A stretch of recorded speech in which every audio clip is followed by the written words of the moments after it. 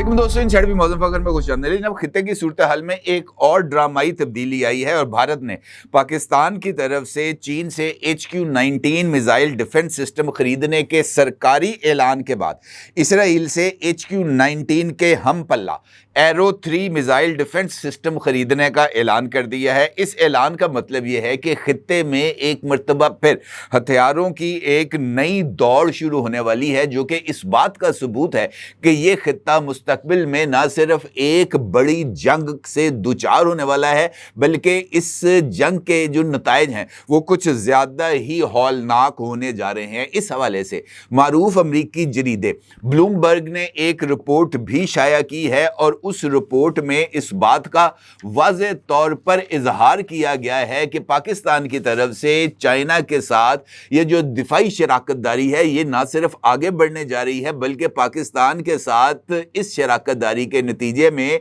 Pakistan Chinese companies के लिए और ख़ास तौर पर तैयारा साज कंपनी के लिए एक पोटेंशियल जिसे हम कह सकते हैं कि प्रोडक्ट की ऑथेंटिसिटी देने वाला एक क्लाइंट बन के सामने आया है। और ख़ास तौर पर J-10C और PL-15 मिसाइल्स के इस्तेमाल के बाद पाकिस्तान की तरफ से J-35 स्टेल्थ टेक्नोलॉजी के हामिल तैयारे खरीदने के ऐलान ने चाइनीज़ कंपनीज को एक ऐसा बूम दे दिया है जिसकी धूम इस वक्त इंटरनेशनल मार्केट में मच चुकी है। ब्लूमबर्ग ने अपनी वेबसाइट के ऊपर इस हवाले से एक आर्टिकल शाया किया है और उसमें ब्लूमबर्ग का यह कहना है कि पाकिस्तान की जानिब से चीन से जदीद असलहा और दिफाई टेक्नोलॉजी की खरीदारी में दिलचस्पी जाहिर किए जाने के बाद चाइनीज़ कंपनीज के शेयर्स की कीमतों में नुमाया इजाफा देखने में मिला है। ब्लूमबर्ग के मुताबिक पाकिस्तान ने चीन से J-35 स्टेल्थ लड़ाका तैयारे, J-500 अवैकस तैयारे और HQ-19 ballistic missile defence system खरीदने की ख्वाहिश का इजहार किया है। इस ऐलान के बाद शिंगयांग एयरक्राफ्ट कॉरपोरेशन के शेयर में 10% से ज़ायद, जबकि दीगर चीनी दिफाई कंपनियों के शेयर्स में 15% तक इजाफा हुआ है। रिपोर्ट के मुताबिक J-35 की ये फ़रोख्त इस तैयारे की आलमी मार्केट में पहली बरामद होगी। शिंगयांग एयरक्राफ्ट कॉरपोरेशन के तैयार करदा J-35 तैयारे में जदीद स्टेल्थ खसूसियात शामिल हैं जो उसे दुश्मन के फ़ज़ाई दिफाई निज़ाम से बचकर कार्रवाई करने की सलाहियत फराहम करती है। इसके साथ साथ इस रिपोर्ट में जो दीगर पाकिस्तान असला ख़रीद रहा है चाइना से, उसकी खसूसियात भी बयान की गई हैं। अब इस सूरत हाल से पाकिस्तान का जो पलड़ा है वो भारत के मुकाबले में भारी हो गया है और 5th जनरेशन के तैयारे हासिल करने के बाद पाकिस्तान की जो दिफाई सलाहियत है इसमें इजाफा हो गया है। इसी प्लेटफॉर्म से, इनसाइट के प्लेटफॉर्म से मैंने आपकी खिदमत में ये खबर एक से ज़ायद मरतबा शेयर कर चुका हूँ कि भारत ने मौजूदा जंग के बाद अपनी फ़ौज को दिफाई साजो सामान की ख़रीदारी के लिए खुली छूट दी है और 40,000 करोड़ रुपए का बजट, यही इजाफी बजट है, यानी जो बजट की एलोकेशंस हैं उससे इजाफी 40,000 करोड़ रुपया उन्होंने भारतीय फ़ौज की डिस्पोजल पर रख दिया और उनको खुली छुट्टी दी है कि जनाब आप जाएं और जाकर जो भी अपना ज़रूरत का सामान है वो ख़रीद लें। अब इस 40,000 करोड़ का भी जो ब्रेकअप है वो सामने आया है। इसमें से 10,000 करोड़ भारत जो है वो असले की खरीदारी के लिए खर्च करेगा, तोपें खरीदेगा, टैंक खरीदेगा, जदीद तरीन जो भी इक्विपमेंट है वो खरीदा जाएगा, ख़ास तौर पर ज़मीनी जंग के हवाले से। जबकि 30,000 करोड़ रुपए की खतीर रकम भारत ने महज एयरफोर्स के लिए मुख्तस की है और इस 30,000 करोड़ रुपए से भारत की एयरफोर्स जो है वो इलेक्ट्रॉनिक वॉरफेयर के लिए खर्च करेगी और मुस्तकबिल की जंग में पाकिस्तान के साइबर अटैक से बचने के लिए, पाकिस्तान के इलेक्ट्रॉनिक वॉरफेयर से, सिग्नल जैमिंग की कैपेसिटी से बचने के लिए 30,000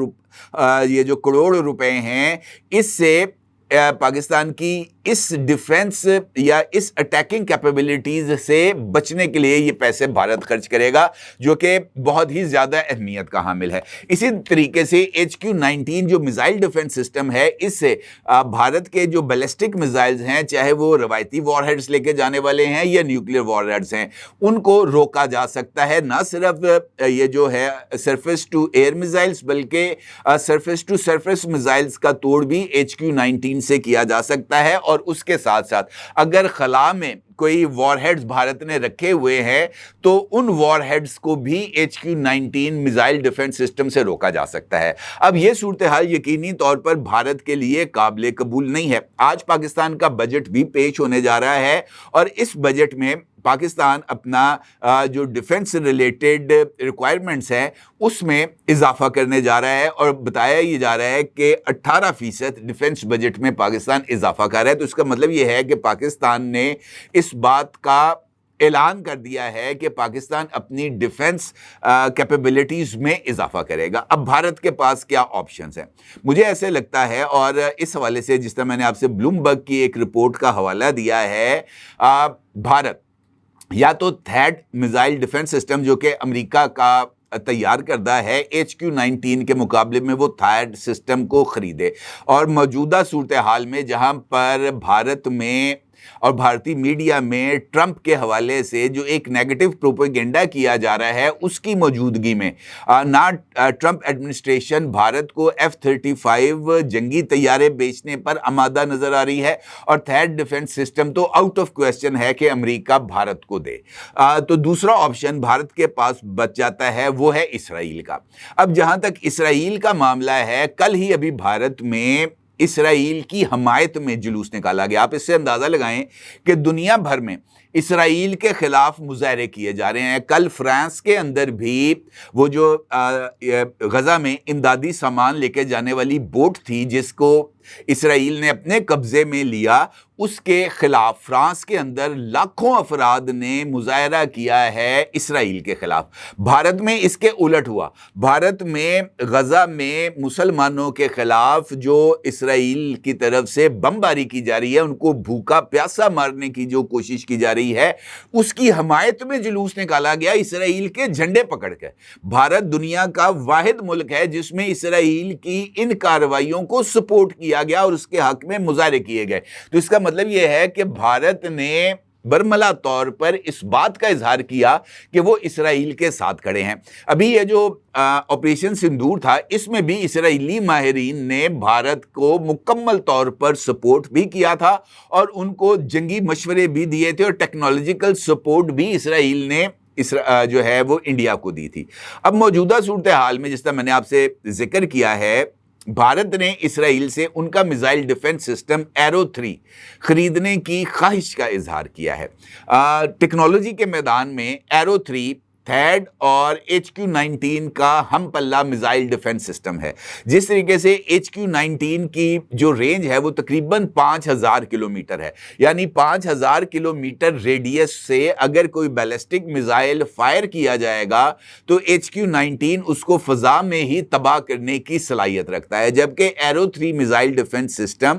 کی جو رینج ہے وہ 3000 کلومیٹر ہے، یعنی 3000 کلومیٹر کی رینج سے اگر کوئی بیلسٹک میزائل پاکستان کی طرف سے Raad missile, Hatf missile, Babur missile, Ghaznavi missile اگر فائر کیے جاتے ہیں تو ایرو 3 اگر بھارت خرید لیتا ہے تو پھر وہ اس میزائل ڈیفنس سسٹم کے ذریعے ان میزائلز کو تباہ کرنے کی صلاحیت حاصل کر سکتا ہے۔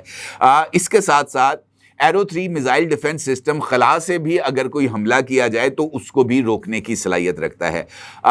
ریسنٹلی اسرائیل نے ایرو 3 جو میزائل ڈیفنس سسٹم ہے وہ فروخت کیا ہے، اور وہ تقریباً $3.6 بلین میں اسرائیل نے فروخت کیا۔ اب اگر بھارت اسرائیل سے ایرو 3 میزائل ڈیفنس سسٹم خریدنا چاہے گا تو اس کا مطلب یہ ہے کہ اس کو $3.2 بلین اسرائیل کو دینے ہوں گے، اور اس کے نتیجے میں اس کو یہ میزائل ڈیفنس سسٹم ملے گا۔ لیکن اس کے لیے بھی ایک رکاوٹ ہے۔ رکاوٹ یہ ہے کہ یہ جو ایرو 3 میزائل ڈیفنس سسٹم تھا، یہ اسرائیل نے امریکہ کے تعاون سے تیار کیا، اور آپ یہ سمجھیں کہ یہ تھیڈ میزائل ڈیفنس سسٹم جو کہ امریکہ نے بنایا تھا، یہ اس کی ایک کاربن کاپی ہے۔ اب اگر اسرائیل نے یہ میزائل ڈیفنس سسٹم بیچنا ہے تو اس کو امریکہ سے منظوری لینا ہوگی. میں آسان الفاظ میں آپ کو بتا رہا ہوں کہ اس کی منظوری لینا ہوگی, اور امریکہ کے گو ہیڈ دینے کے بعد ہی اسرائیل یہ میزائل ڈیفنس سسٹم بیچے گا. اب امریکہ اور بھارت کے اس وقت جو تعلقات میں کشیدگی ہے اس سے تو یہ اس بات کا امکان نظر نہیں آ رہا کہ امریکہ اسرائیل کو اس بات کی اجازت دے گا, لیکن اسرائیل چونکہ بلو آئیڈ ہے امریکہ کا, تو اسرائیل اپنی جو ریلیشنز ہیں امریکہ کے ساتھ اس کو بروئے کار لاتے ہوئے اس میزائل ڈیفنس سسٹم کو بھارت کو بیچ بھی سکتا ہے اور اپنی مرضی بھی وہ کر سکتا ہے. لاڈلا بچہ آپ کو پتا ہے کہ وہ اپنی من مرضی کر لیتا ہے, تو یہ ایک آپشن اس وقت ہمارے سامنے آ رہی ہے. جس طریقے سے میں نے آپ کو گزارش کی کہ 30,000 کروڑ روپے بھارت نے صرف الیکٹرانک وارفیئر جو کہ پاکستان کی طرف سے جس کو اپلائی کیا گیا تھا رافال طیاروں کو لاک کرنے کے لیے اور ان کو تباہ کرنے کے لیے, تو اس کا توڑ بھی بھارت چاہتا ہے. اور اسرائیل نے اس حوالے سے بھی بھارت کو پیشکش کی ہے کہ الیکٹرانک وارفیئر میں سگنل جیمنگ کے حوالے سے بھی وہ بھارت کے ساتھ تعاون کرنے اور اس کو ٹیکنیکل سپورٹ دینے کے لیے تیار ہے. تو اس کا مطلب یہ ہے کہ بھارت اور اسرائیل کے دفاعی تعلقات اب ایک نیکسٹ لیول پر جانے والے ہیں. اس ساری صورتحال میں رشیا اور فرانس دونوں ہی ایک نئے سٹیک ہولڈر کے طور پر سامنے آئے ہیں. رفال طیاروں کی تباہی نے جہاں پر یہ جو ٹساؤ کمپنی تھی جس نے رفال طیارے بنائے تھے اس کی مارکیٹ ویلیو میں کمی کی ہے, اور مارکیٹ ویلیو میں کمی آنے کی ایک وجہ یہ بھی ہے کہ 2 دہائیوں میں یہ پہلا موقع ہے جب رفال طیارے گرے, اور یہ بھی نقطہ اہمیت کا حامل ہے کہ گزشتہ 2 دہائیوں یعنی 20 برس میں رفال طیاروں کو کوئی ایسا چیلنج بھی درپیش نہیں آیا تھا کہ اس کو جنگ کے میدان میں آ کر اپنی کارکردگی دکھانی پڑے. پہلا موقع آیا پاکستان کے ساتھ جنگ میں جہاں پر بھارت نے رفال طیارے اڑائے اور تباہ کروائے. اب اگر بھارت نے J-35 طیاروں کا بھی توڑ لینا ہے تو اس کے پاس بھی 2 آپشنز موجود ہیں. ایک یہ کہ وہ فرانس سے نیکسٹ لیول کے یعنی یہ جو رفال 3 سیریز کے طیارے تھے 4.5 جنریشن تھے جو کہ بھارت نے لیے, اب وہ رفال 4 سیریز کے طیارے لے اور اس کے بعد وہ پاکستان کے مقابلے میں آئے گا J-35 پاکستان کو ملنے کے بعد. دوسرا آپشن یہ ہے کہ وہ رشیا سے جو ان کے سخوئی طیارے ہیں 57 S-57 وہ خریدے. اب رشیا جو ہے وہ اسرائیل اور امریکہ کے ساتھ کواد والا جو ایشو ہے اس میں نالا ہے بھارت سے, اور مجھے نہیں لگتا کیونکہ اس وقت تک کی جو بھی صورتحال ہے وہ میں نے آپ کے ساتھ شیئر بھی کی ہے, اس صورتحال میں جو ہے وہ رشیا کی طرف سے بھارت کو S-57 ملنے کا امکان نہیں ہے. البتہ فرانس سے یہ طیارے لیے جا سکتے ہیں, لیکن فرانس کے ساتھ بھی بھارت نے سینگ پھنسائے ہوئے ہیں. فرانس یہ چاہتا ہے کہ اس کو یہ جو گرائے جانے والے طیارے ہیں کم از کم ایک طیارے کا ملبہ اس کو ملے تاکہ وہ اس بات کو جانچ سکے کہ رفال طیارے اپنی کسی کمزوری کے باعث گرے ہیں یا پائلٹ کی نااہلی کے سبب گرے ہیں. بھارت نے اس حوالے سے جو فرانس کا وفد آیا تھا جس نے آ کے دورہ کیا تھا بھارت کا, اس نے فرانس کے ساتھ اس حوالے سے انفارمیشن شیئر کرنے سے مکمل طور پر انکار کر دیا تھا. اس انکار کے بعد فرانس کے ساتھ بھی بھارت کے تعلقات کشیدہ ہیں, اور اس سینیریو میں یہ جو رفال 4 سیریز کے طیارے ہیں یہ بھی بھارت کو ملنے کا امکان نہیں. اب بھارت نے از خود اس بات کا اعلان کیا ہے کہ وہ جدید اسٹیلتھ ٹیکنالوجی کے حامل طیاروں کو تیار کرے گا, اور اس حوالے سے جو پہلا اس کا ماڈل ہے یہ جو جنگی طیارہ بنانا ہے بھارت نے انٹرنلی لوکل سٹیک ہولڈرز کے ساتھ مل کر, اس کا جو پہلا ماڈل ہے وہ 2028 میں تیار ہوگا. اور اس ماڈل کے تیار ہونے کے بعد یعنی اس کا جو پروٹوٹائپ ہے وہ تیار ہونے کے بعد اور اس کی تجرباتی پرواز کے بعد, اس کے تمام چیزوں کو دیکھنے کے بعد, اس کی خوبی خامیوں کو اسیس کرنے کے بعد اس کی پروڈکشن کا آغاز شروع ہوگا. اور اطلاعات کے مطابق یہ جو طیارے ہیں یہ 2035 میں تیار ہوں گے اور یہ بھارتی ایئر فورس کو دیے جائیں گے. اس سے پہلے بھی अब भारत ने अपने जो जंगी तैयारे हैं वो तैयार करने का ऐलान किया था और भारतीय एयर चीफ ने अब एक तकरीब में वाज़ेह तौर पर इस बात का इजहार किया था कि ये जो तेजस तैयारे थे जो भारत ने बनाने थे वो अभी तक ऐलान के बावजूद एयरफोर्स के हवाले नहीं किए गए। तो इस सिनेरियो में भारत की पाकिस्तान के मुकाबले में जो फ़ज़ाई बढ़तरी है वो हमें काफ़ी हद तक श्रिंक होती हुई नज़र आ रही है और यही वो सूरत हाल है जिसने भारत को अभी तक पाकिस्तान के साथ कोई और जंग के लिए रोका हुआ है, क्योंकि इसको इस बात का अंदाज़ा है कि एयरफोर्स उसकी पाकिस्तानी एयरफोर्स से मुकाबले की पोजीशन में नहीं है, तो वो उस के बाद अब अपनी ग्राउंड फोर्सेस को, ज़मीनी फ़ौज को और बहरी फ़ौज को दोबारा हरकत में लाने की कोशिश करेगा। और जिस तरीके से भारतीय वज़ीर दिफा राजनाथ सिंह ने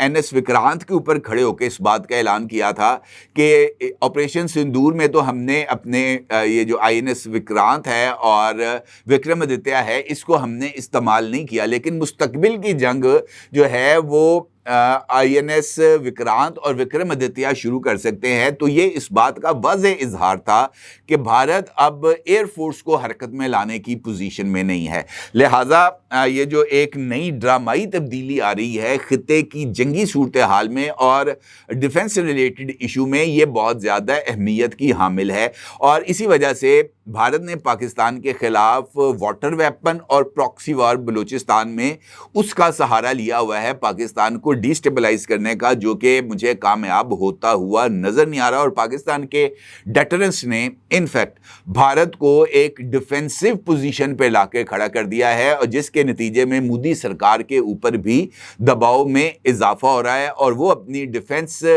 सलाहियत में इजाफे के लिए मुख्तलिफ ममालिक से रुजू कर रहे हैं। एरो 3 की ख़रीदारी की ख्वाहिश का इजहार इसी तनाजुर में ही देखा जाना चाहिए और अगर एरो 3 भारत को मिल जाता है तो फिर HQ-19 के मुकाबले में एरो 3 एक